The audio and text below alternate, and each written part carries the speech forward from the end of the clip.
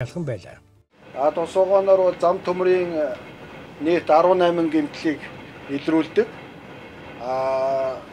Сард 2 удаа нийт замдаа явж шалгалт хийдэг.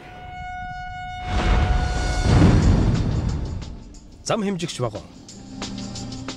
За манай зам хэмжигч вагон анх 1956 онд 25 км/цагийн хурдтайгаар зам шалгадаг.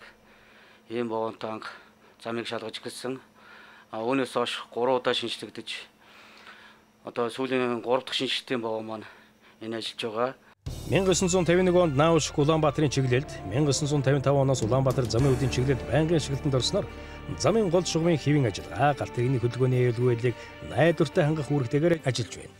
Улаанбаатар төмөр замын хэмжээнд явж хойлоос урд хил хүртэл бүхэл салаа замуудаа хэмжиж нийтдээ сардаа бол 2 удаа 1 удаагийн явалтаар бол нийт 1536 км замыг шалгаж түүнд үнэлт дүгнэлт өгч түүнээр галт тэрэгний хөдөлгөөний аюулгүй байдлыг найдвартай хангаж ажилладаг. Зам төмрийн тусалгооны вагон. 1995 оны 5 дугаар сарын 30-нд замын даргын тушаалаар төмөр зам дугуйн илэгдлийг багасгах талаар авч хэрэгжүүлэх ажлын хүрээнд тусгооны вагон бий болохоор замын албаны ерөнхий механик асан давг гончиг 7 хүний бүрэлдэхүүнтэй 276 дугаар тасалгаад суудлын вагоныг 3 сарын хугацаанд тоноглон бүтээсэн зам төмрийн тусалгооны зориулттай вагон билээ. За манай хамт олон 8 хүний бүрэлдэхүүнтэй 2 ээлжээр ажилладаг. Ангийнхаа 60 жил явааг өгтөж одоо замцлахооны вагоныгоо бүрэн шинжилж одоо дүнг үзмжийн сайжруулалт технологи шинжиж одоо 300-аас 650 градустай километрийн багаараа туслаад архийг туслах тэр нь одоо доошгоор орсонкоор туслах системээр ажиллаж хийн даралт сав бий болгож ажиллаж байна. Засварын газар. Замын 2 дугаар ангийн засварын газар нь 1951 онд Мандал депогийн суурин дээр 3 автомашинтай анх байгуулагджээ. Ажилчдын ихэнх нь орос хүмүүс байсан бөгөөд жолооч аргачаа, Довдон, Дэлгэржав, АГМ-ийн жолооч Сэрээжид, тусгаар Ахмад Айчин, Бооху, төмөрчнөр Цамбал хөндөөнөр ажиллаж байлаа.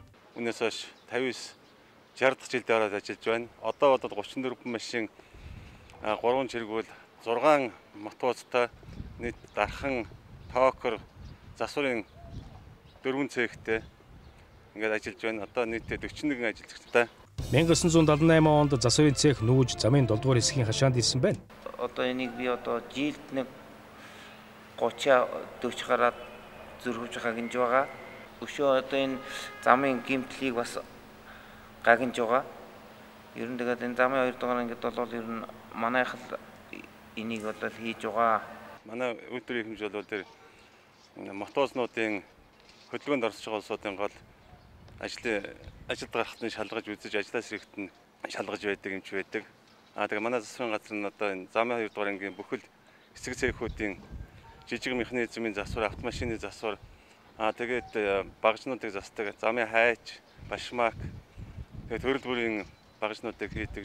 Жилд нэг 10 гаруй сая төгрөгийн бэлэн бүтээгдэхүүн үйлдвэрлэдэг ба.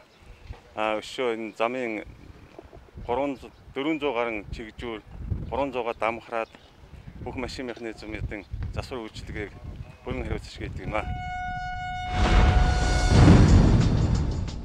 Барилгын хэсэг. Замын 2 дугаар ангийн барилгын хэсэг нийт 11 хүний бүрэлдэхүүнтэй.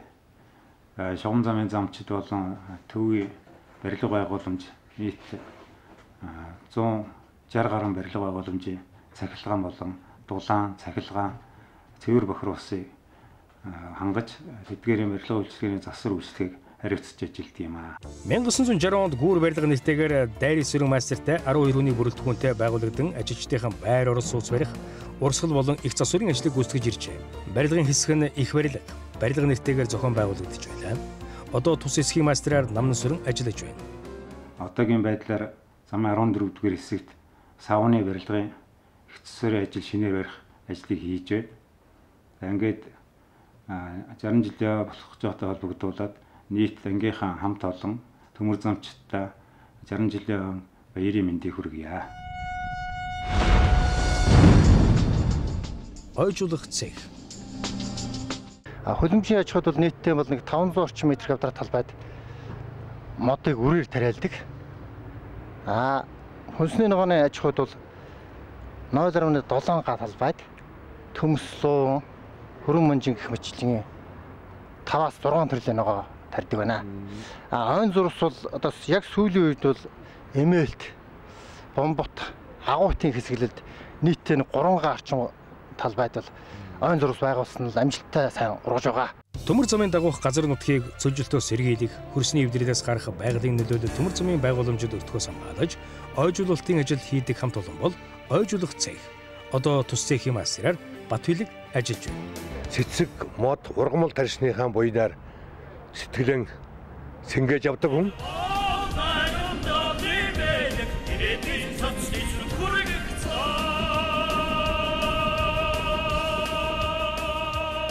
Ган үзгээр бичсэн 60 жил.